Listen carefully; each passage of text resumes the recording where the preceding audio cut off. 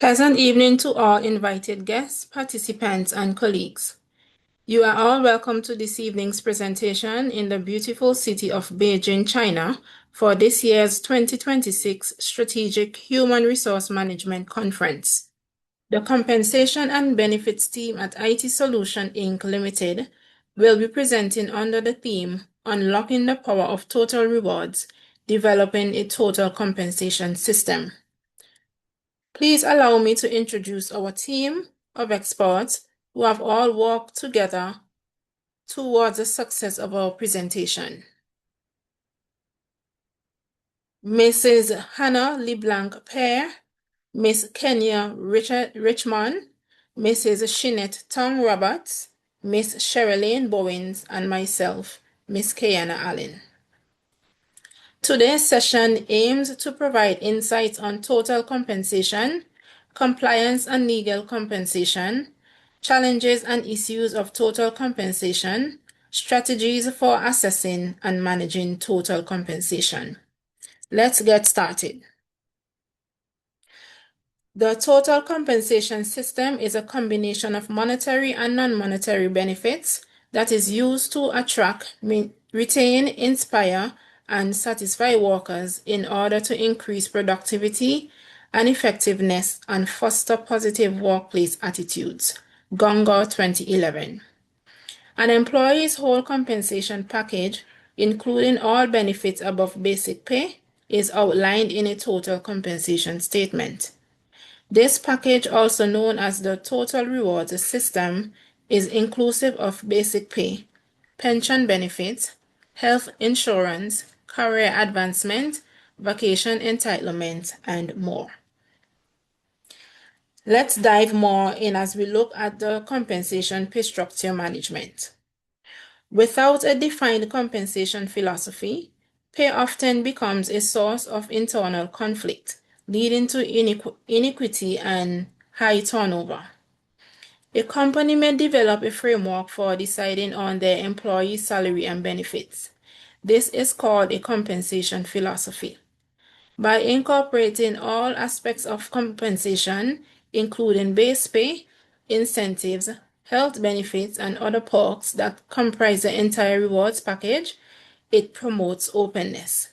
Frame et al. 2025.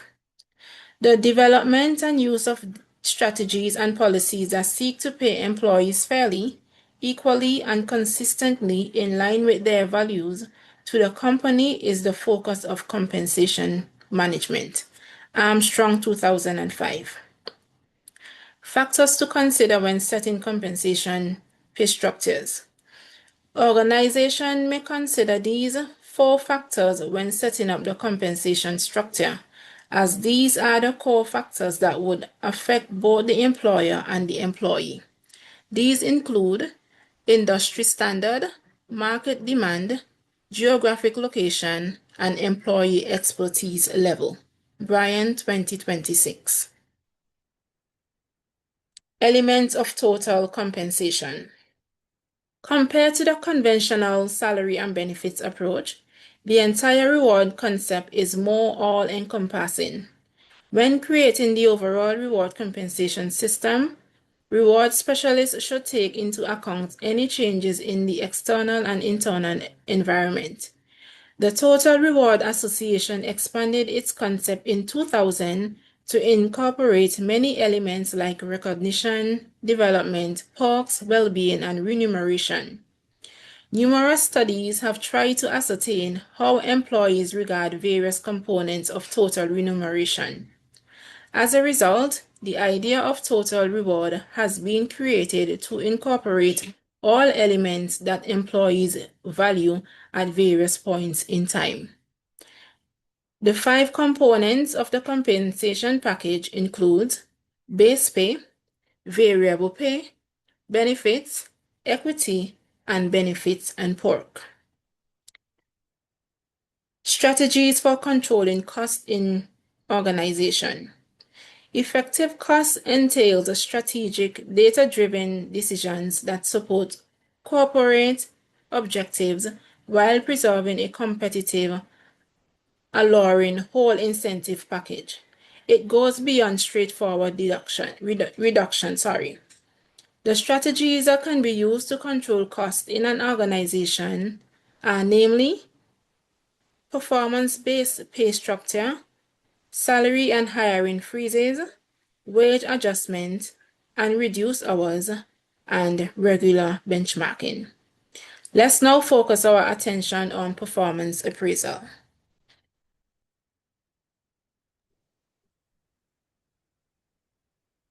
Performance appraisal as a strategic link. Performance appraisal is really the link between how people perform and how they're rewarded.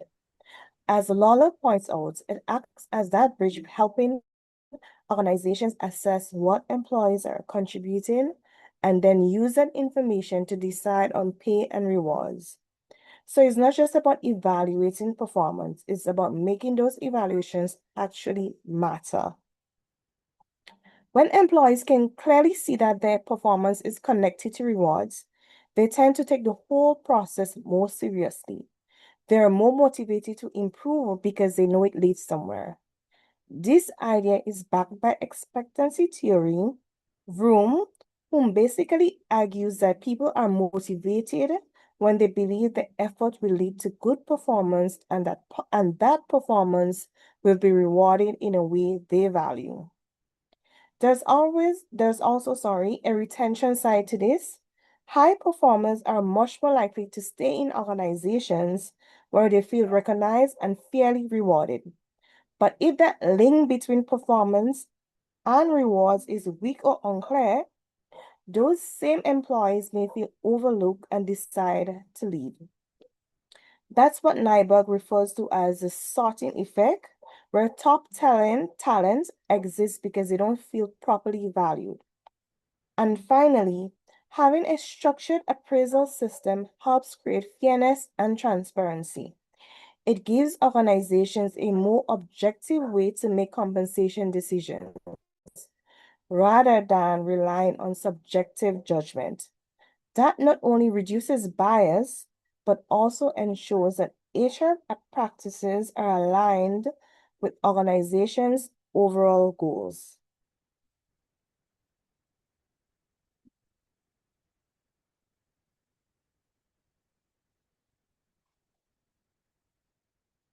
Modern total rewards and implementation. When we look at compensation today, it's no longer just about salary. Organizations have really shifted toward what we call a total rewards approach. So yes, money still matters, things like bonuses, merit pay, and profit sharing, but employees are also placing a lot of value on non-financial rewards. Things like opportunities for career growth, a positive workplace culture, and more work-life balance. These are becoming just as important. Now, performance-based pay still plays a big role in motivating people. The key idea here is simple. Employees are more motivated when they can clearly see that the effort leads to meaningful rewards. Research actually supports this, showing that when incentive systems are well designed, they can significantly improve performance because they strengthen that connection between effort and outcome. But for that to work, organizations need the right performance appraisal systems in place. For example, management by objectives or MBO works really well when you want to tie performance directly to bonuses because it focuses on clear goal setting. On the other hand, bars, it helps reduce bias in salary decisions by using more structured rating criteria. And then you have the 360-degree feedback, which is great for development. It's not just about pay, but it's also about helping employees grow, especially through non-monetary rewards. Another important piece is making sure goals are clearly defined using the SMART framework. So they're specific, measurable, achievable, relevant, and time-bound. When employees understand exactly what's expected of them, they're in a much better position to see how their performance links to rewards. And that clarity is what really drives motivation and accountability. I will now present to you the third presenter, Sherilyn, with compliance and legal requirements. Legal compliance and compensation regulation. According to hrcouncil.ca, when compensating employees, an organization is required to adhere to the laws which exist in its country of operation. These areas in which compliance is required include and are not limited to social security benefits, minimum wages, human rights, pension or retirement benefits, severance pay, labor standards, and occupational health and safety standards. According to Management 6123, 2026 course notes, countries presently benefit from organizations complying with these legal standards due to the historical convention of the International Labour Organization, ILO, established in 1990, bringing together 187 governments to set labor standards, devise programs, and develop policies for all workers.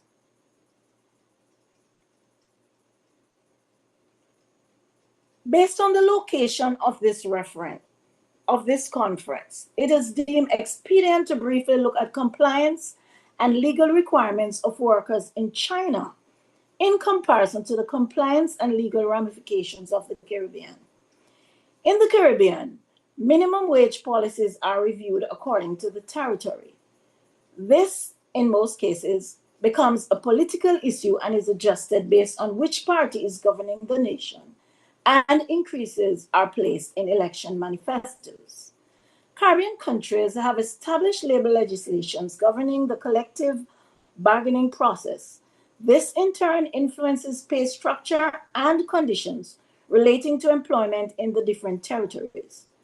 CARICOM's Social Security Agreement provides oversight for different territories to benefit from this scheme.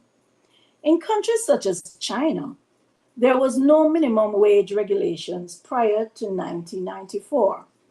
The Department of Labor in China in 2004 replaced the enterprise minimum wage regulations with more general minimum wage regulations. With these new regulations, the minimum wage frequency was set to once every 2 years, and coverage was extended to employees in small enterprises, part-time workers, and villages. The enterprise minimum wage regulation was written by the Labor Ministry, and a new version of the labor law states that all enterprises in China should comply with paying a local minimum wage in comparison to labor standards set out in the Caribbean. China can be seen as lagging behind. The similarity between the Caribbean and China is that low-skilled migrant workers in both territories are more affected by changes in minimum wage regulation and are susceptible to change in minimum wage. Ye et al. 2015. Importance of compliance. Non-compliance brings about serious consequences. A legal case against an organization can literally close a business down. A lawsuit against any company for violating any of the regulations listed in previous slide can cause a business to also become unprofitable. According to Society for Human Resource Management, a professional human resource association, the following is a case where employees have sued their organization and have won their lawsuits.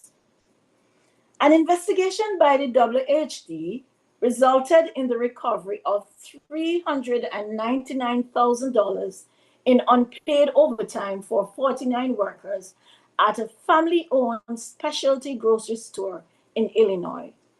The WHD stands for Wage and Hourly Department. The law states that under the Fair Labor Standards Act, FLSA, employers are required to pay employees time and one half for hours worked in excess of 40 hours per work week, unless otherwise exempt. The United States Equal Employment Opportunity Commission is also another body in the United States operating under the federal government agency that was established by the Civil Rights Act of 1964 to administer and enforce civil rights laws against workplace discrimination. Not only do cases against employers, damage the organization financially, but there becomes damage to employee reputation, lack of retention, and employees being disengaged. Crucial lawsuits and financial penalties are also brought about by the U.S. Equal Opportunity Act. Measures to ensure compliance include maintaining transparency in its salary structure, conducting of both internal and external audits. I will now turn over to my colleague Jeanette, who will take you into the next segment of this presentation. Organizations face many challenges when designing compensation systems. The demand for fair pay, high staff attritions, legal regulatory compliance, budgetary constraints, and aligning compensation with performance and organizational goals can be very complex. Collins et al. 2023 highlight the need for employees to receive fair pay for similar roles within an organization. Regardless of race, gender, or age, employees are more motivated and committed to work once they are compensated fairly. Otherwise, this can lead to reduced employee morale, dissatisfaction, and high turnover. Mabasso et al. 2026. Organizations must adhere to employment laws and regulations governing minimum wage, employee benefits, and overtime requirements. Employees are required to pay employees no less than the amount established by law, known as the minimum wage. An overtime rate is also established for any extra work performed. Employee benefits, such as pensions, workman compensation, and paid leave policies are also established by law. The compliance of these laws must be adhered to by HR professionals to maintain trust, transparency, and avoid legal penalties that can damage the organization's reputation. Kulkarni et al. 2021. Organizations must try to motivate and retain their employees. Reza et al. 2022 describes employee attrition as the natural process of employees leaving the organizations due to resignation or retirement. Most times, employees compare their compensation and benefits package to similar organizations. If they feel that the other company have a more attractive compensation package, they choose to leave the organization. The loss of skilled and experienced employees disrupt the company's operations and reduce productivity. When this occurs, other employees feel overworked and stressed over the uncertainty of the company's sustainability. Furthermore, the training of new hires would increase time and money, which can further constrain the budget allocations. Most organizations face limited financial resources that can make it difficult to offer an attractive compensation and benefits packages. HR professionals must be cognizant of developing organizational goals that the company can realistically afford. The ability to pay salaries, initiate incentives, and offer employee benefits should be financially sustainable for the organization. If not, then this can lead to high turnover or lower employee morale. It can also lead to the dissolution of the company. Organizations should aim to align their compensation and benefits packages with their performance and organization goals. For instance, when an organization focuses on increasing productivity and strengthening customer service, the compensation system should reward the employees that help to achieve these goals. Usually, this is done through pay for performance, bonuses, incentives, and recognition programs. Akufo-Addo 2025 supports this idea that linking compensation to performance drive innovation, motivation, and efficiency. Therefore, employees are more motivated when compensation is linked to performance. I now turn you over to my colleague, Hannah. To manage the existing compensation system effectively, we cannot view compensation as set and forget. As Armstrong 2021 suggests, we must engage in long-term strategic goals. We must engage in continuous evaluation. This isn't just about the numbers, it's about ensuring our long-term strategic goals are reflected in our short-term payroll execution. By regularly auditing our systems, we identify pay gaps early and maintain the transparency necessary for a healthy workplace culture. Strategic management requires external validation. We use market benchmarking to ensure our total rewards package, including incentives and benefits, is competitive enough to attract top-tier talent. Especially in executive compensation, benchmarking is the industry standard for determining fair yet competitive packages. Falkender and Young 2022. This allows us to be proactive rather than reactive when the job market shifts. A system is only as good as it is perceived to be. Albeck et al. 2022 postulates that we should link pay to performance to drive motivation, but this requires crystal clear metrics to avoid perceptions of bias. Simultaneously, we must manage internal equity. As per the equity theory, employees judge their value by comparing themselves to peers. Greenberg and Leventhal, 1976. The National Research Council, 1991, further states that we manage this through robust job evaluation systems that justify pay differences based on objective criteria like experience and job duties. Finally, the bedrock of managing any system is compliance. HR must vigilantly monitor legislative changes to ensure our structures meet evolving labor laws. Armstrong 2021. Beyond avoiding lawsuits and heavy fines, a compliance system fosters a future of transparency and fairness, which is essential for the modern ethical workplace. Colleagues, in conclusion, I must reiterate that a total compensation system is far more than just a payroll function.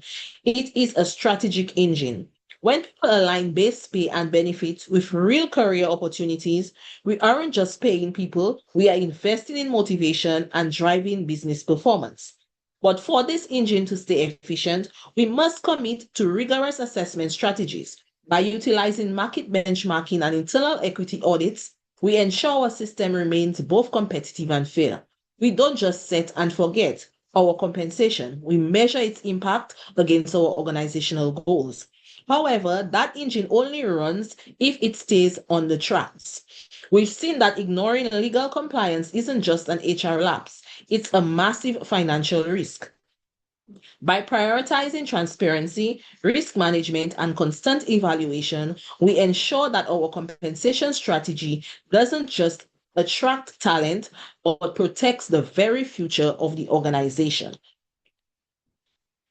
This presentation is grounded in the works of scholars like Armstrong and Greenberg, to name a few. A full reference list is available here for your viewing. Thank you for listening.